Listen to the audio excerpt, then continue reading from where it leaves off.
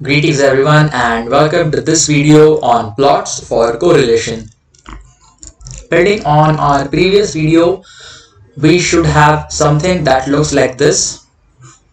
Now we can begin to plot our results. So we can just go here and select this checkbox of scatter plots.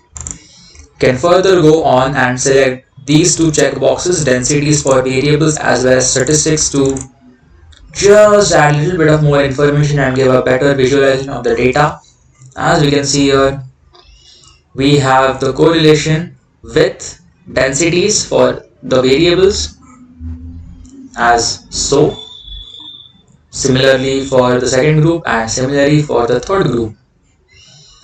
We can also select a checkbox for heat map to display Pearson's R in a nice heat map type of illustration. So this is all about plots for correlation. These are the basic plots, and thanks for watching, and I'll see you in the next video.